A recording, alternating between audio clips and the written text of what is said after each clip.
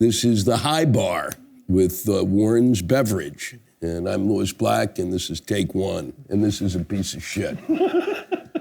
Yeah. Okay, it's a double piece of shit. It's not You can't working. even do it. It's You a can't piece- even get it to work. He's right, it's a piece of shit. Take one. Here's take two. Yeah, see how that works? Welcome to the High Bar. Great talking to you. Did you write that down on a piece of paper? Your weekly watering hole for lighthearted conversation with people who care about culture that matters. I'm Warren Etheridge, your host and barkeep. I promise never to cut anyone off while encouraging all to think responsibly. Just like you have to really listen. Jose, good question. You know, but that kind of was. That's a good question.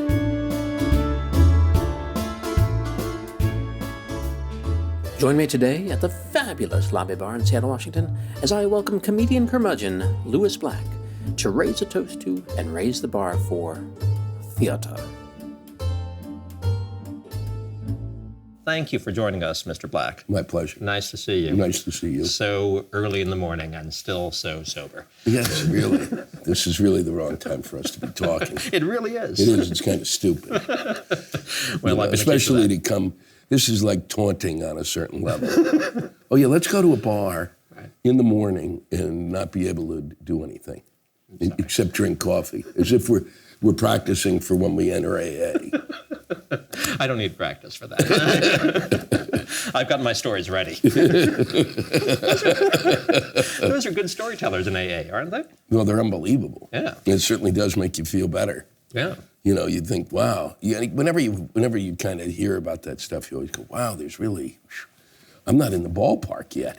Exactly. You know? You have not hit bottom. No. You think maybe you hit bottom, Oh, but no, you didn't I- actually hit bottom. No, Not I mean, not, you know, I can't get, look, these people, you know, I mean, and it's a, yes, I know it's a disease, okay? So don't panic. They get to I can't get past the second day of alcohol, you know? These guys, it's like the fifth day. And then I can't even imagine. Right. The furthest I got was like the third day, but I was in Pamplona for the running of the bulls. Huh? Were you?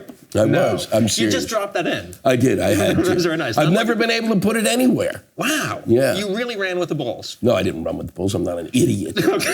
They're real bulls, Warren. Right. Okay. You know, it gets in there people who really have a disregard for. They go, oh wow, paralysis will be a fun thing to do.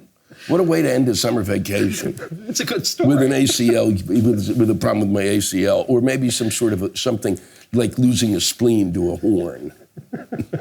So you were just there to watch other people get gored? Well, I didn't know. I really thought I might. You know, you kind of go there as a kid and you think, oh, you know, because that was when you could still kind of work for a while and then go to Europe, and the things were there was an economy that kind of allowed people to bounce around. And so we went, you know, and you start drinking, and then you go out at like 7 a.m, and everybody is, I mean, they're drunks. So it's a whole group of drunks, and I mean, at least 1,000 drunks. Then these, which they never show you, they run into the bull ring, and then if it weren't enough, a bunch of the guys stand in the ring, and they let a couple of bulls out with padded horns, and then these maniacs pretend to be matadors. And what this is a celebration of, I still don't know. And then the bulls come up. I mean, it's just as bad. You know what I like is a 2,000-pound beast rushing at me with like a couple of styrofoam cups on his head. And then the guys are going up in the air, and you sit there and watch because you're drunk. You know, I mean, you kind of go, wow, this is, you could actually live here. This is really what happens when a town doesn't have cable. That was your little pitch for DirecTV or something? Yes, exactly. A little endorsement deal? Yes. So that was in your youth that you did that? Yes, right? yeah. Okay. I was 18, 19, yeah. Also in your youth, one of the things we're going to talk about today is we're going to raise the bar for theater. You actually went to school thinking you were going to be a playwright and make a living doing that. Yeah. and you were able to get through that sentence with a straight face. I know. Only because I made the same mistake. Yeah, it is. It's you. And nobody really taught. Nobody at any point came up to me and said, "Hey, you're insane." That's an insane reaction. Okay, you're going to take, and it wasn't like, okay, I need to make a living. It was, okay, let's say this is where people who work and do stuff and you maybe even get down to jazz poet. Then you get to crack whore. And then down here is playwright. Way at the bottom. Just above, I'm going to push you in the river and you're going to drown. Because there's nothing, there's no financial remuneration for it. Right. At all. But I didn't know, and I was really kind of fascinated with it. I spent 4 years in undergrad and then went on to graduate school. You went to Yale Drama, Yeah, which would be the top of the charts there. Yale Drama. The top of the charts. Right. Yeah, where you could really amass a nice. It was really a kind of a nice little debt. But I met some great people. I mean, I really did meet some really great people. The guy who's directing my play here is one of the people. Is one of the people that I met. I mean, they talk about Yale and the Yale Mafia. And Marion Owen, who's actually starring. Is a great actress. A really tremendous actress. There is no, the Yale Mafia. What a pile of crap. Boy. Were you more like Enzo the Baker? Is that what you're telling me? Yeah, exactly. No, the Mafia is this. The Mafia is if there is a Yale Mafia, I mean, it's such a crock of shit. Yeah, I came out and everybody said, "Oh, Lewis is from Yale. Oh, we're all from Yale. We're going to gather around Lewis and we'll feed him and nurture him. And I will suckle you with my beautiful bosoms, my beautiful artistic bosoms." What a pile. No, you come out and you're all broke, and a couple of you make it, and the rest of you, struggle. And this is how great a network it was. As I said at the first meeting with everybody was gathered around. There's like 50, 60 people in the theater. And we were going to have the first read-through, and I said, I want the younger members of this group here today to learn one thing from me, and that is, this is networking. This was my Yale network. I met Marianne, and I met Joe, and we all met 30 years ago, and now we get to work together. You're replacing yourself. Just before death. What a tremendous network. I mean, I got to hang out with really bright people. I mean, you got to work with really bright people when you're at school, but and maybe some people form bonds. Where it really does, I'm going to be honest, it's where Yale really had it in terms of that kind of a mafia was in terms of set design, because there was some Michael Jurgen and Ming Cho Lee. Ming turns out to be kind of I'm not talking from firsthand experience, but from knowing the designers, like one of the designers on the show. Also, I met at school, and she was one of his students, and he's really, that group comes out with a real leg up. Right. And rightfully so. They're taught by a genius. But the Yale actors also do well. Some of them do. Oh, yeah, my class, the memorable actors in my class. I mean, my class was, I'll give you, this is such a myth. Here was the advice my guys came out. They were really good actors. Barry Press worked here in Seattle for a number of years. He's now at Trinity, he teaches. Brian McElhenney's at Trinity. This is in Providence, Rhode Island, they teach. Not a career in the theater, yes. A big, no. I mean, they're really solid actors, but damage done at Yale, things like, hey, here's some teacherly advice. I think in order for you to really grow as an actor, you're going to have to change your personality. You get that, kids? Are you listening out there? Change your personality. And it's like psychotic, pulling people in. I think you're calling your mother too much. That's the kind of, stuff just, one guy was told, okay, just greatest story from the drama school. Greatest, first year we're sitting around a table in a graduate school cafeteria, and one of the kids comes in, we're going to be off the month of January because it was back during the Carter administration, and they were going to conserve energy and during January. And the kid comes in, the actor, who's come from Los Angeles, and is making an attempt to become a more serious actor, to his credit, and sits down and says, you know, my voice teacher just told me that it would be a good thing that during the work month, that since Yale has such a good medical plan, that they would break my jaw and reset it so that I could get rid of my sibilant S. And that actor was Corbin Burnson. But to, Really? to tell to tell a 23-year-old kid to break his jaw, I mean, you know, plus that's what a voice teacher, a speech teacher is supposed to do. So I said to him, I am not going to spend this entire month with you watching you eat lunch through a straw. And so I marched into the guy who was basically the head of the programs and said, you can't do this kind of stuff. Okay? You can't have people doing these things. You're damaging people around me. It was a rough go. Literally damaging people. Yeah, which I like. yeah. Which I like. Yeah, It's pretty cool. Can you imagine? But the truth is the opposite, that it's your imperfections that make one a successful artist, aren't they? Of course it's the imperfections. It's all of those things. It's your personality that makes you an actor. I made a living off this horse shit. When did you determine that you would give up the fine-paying work of theater to pursue the horseshit of comedy? When I couldn't afford the heroin anymore. Or that's No, I basically, it was a pretty done deal. I had a nice little production in a very important one-act, prestigious one-act festival. Only assholes like us would even, you'd get it, and I know it, and 6 people watching. Really, a prestigious one-act festival? I've never heard of that. And then I'd gotten a show done at the Magic Theater in San Francisco, which was Sam Shepard's theater.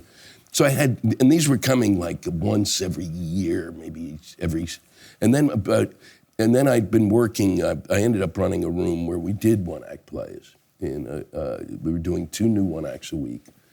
We did this for over 8 years. And during that time period, about 6 years after I got out of school, my drama, the dean shows up and announces to me that I've been, that my, the letter of recommendation I'd gotten from him, he felt really badly about it because, and I never read my letter of recommendation. This is the most important thing you'll learn from me today. If you ask someone for a letter of recommendation, read it. So he turns to me and says, I feel awful about this. I said that you'd never be a playwright. You missed the recommendation part of letter of recommendation. Yes, he did. Totally over his head. And I was literally, I didn't even know what to say. It was like, it was kind of like, it was one of those things you don't think, you know, if you ask somebody for a letter of recommendation, you'd assume. Then maybe they'd say no if they didn't want to recommend you. Exactly. Yeah. I mean, it was one of those little life lessons. And so I'd been sending out to every place around the country on almost a regular basis, hey, you know, read this play, but I'm not really going to be I'm not really a playwright. So once I heard that, I went, wow, I have really kind of just been, there's no chance out of this. The stand-up had started to become, people were paying attention to that, and they really weren't. And I'm sending my plays out. Another way you can send your plays out, really, if you want, is put them in a bottle and put them in the sound out there, and just push it, and someone might actually read it faster. At least when they open it, they'll look at the first half of the page, and then they go, "Oh, it's a play. I don't read plays." Let's look at the letter of recommendation.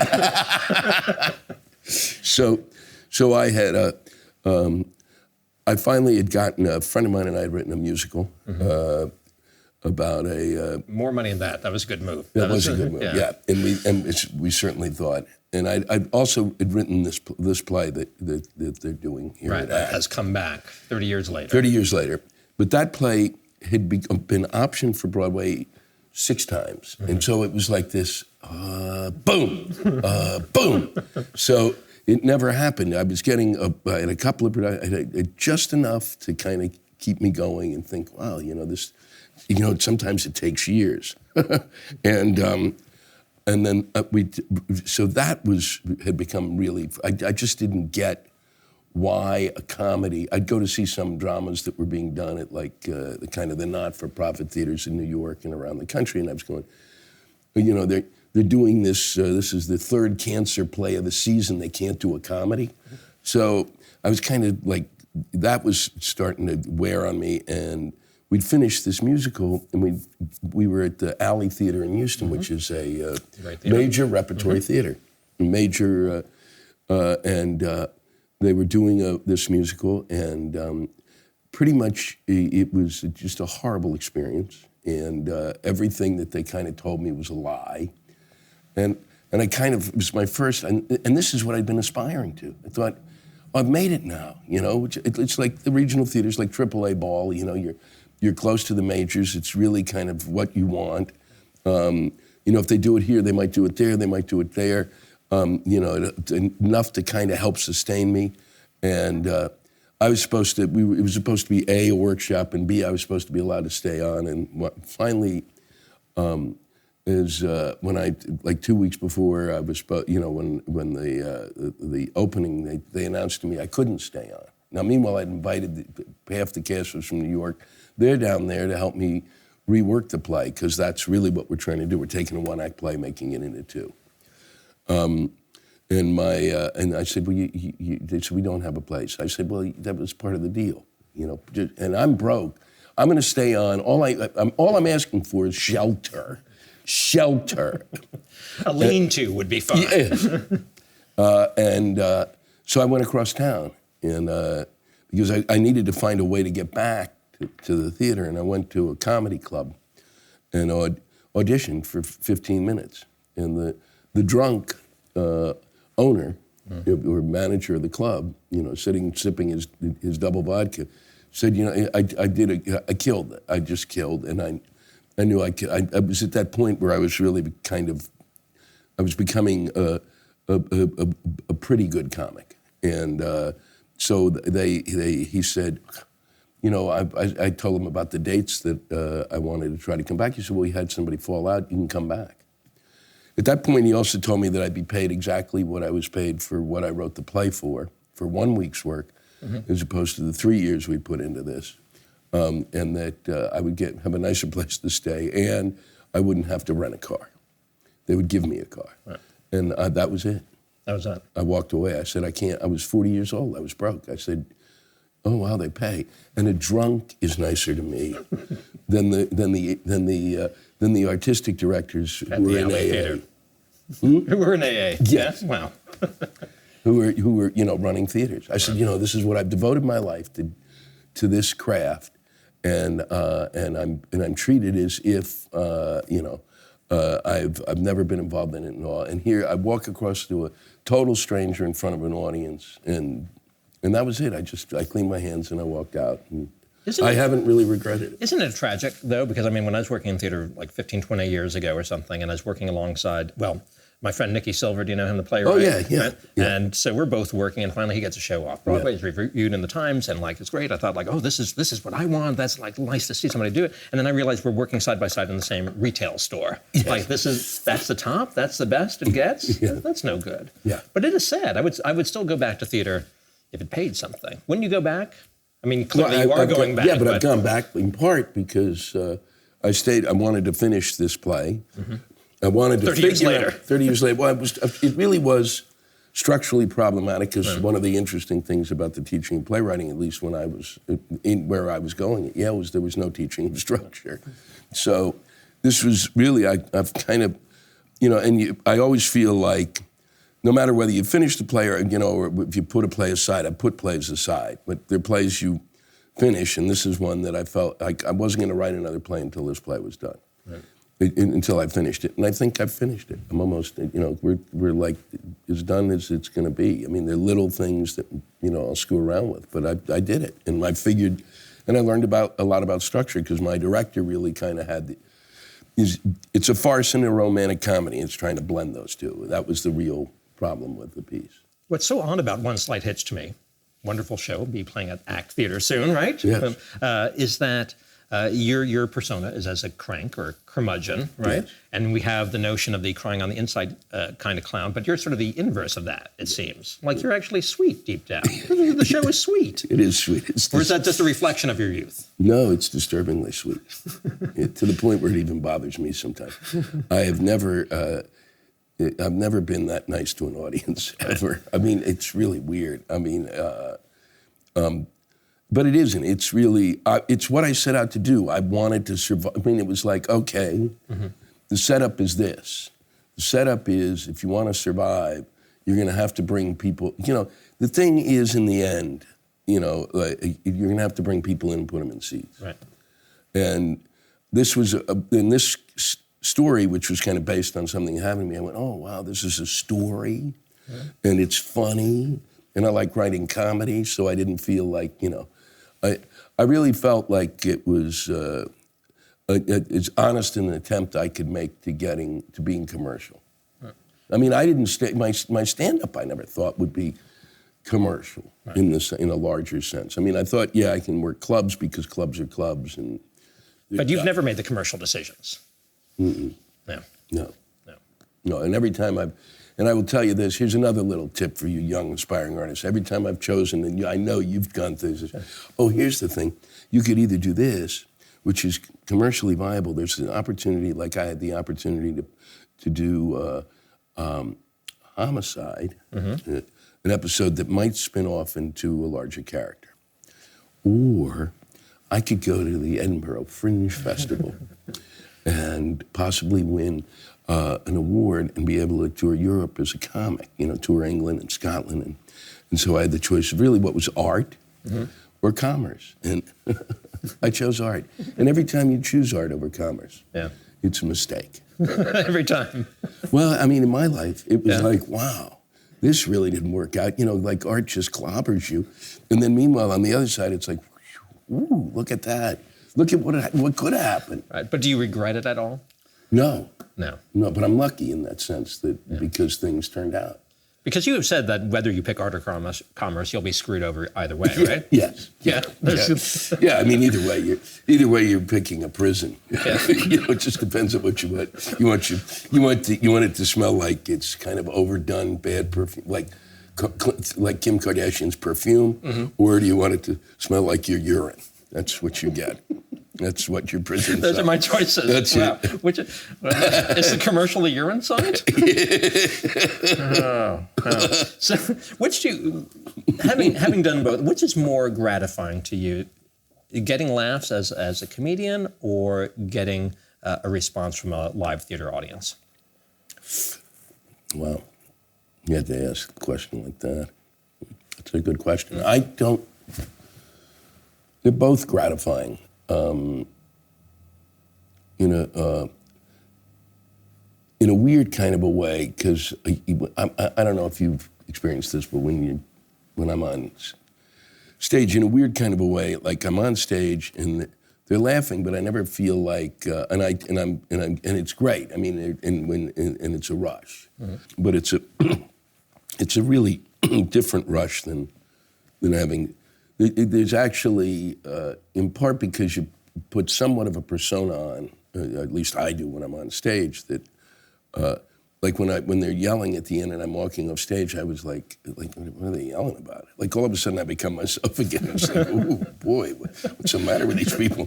They're yelling and screaming, stop. And but when you write a play, there's something that I think you're in a sense, in an odd way,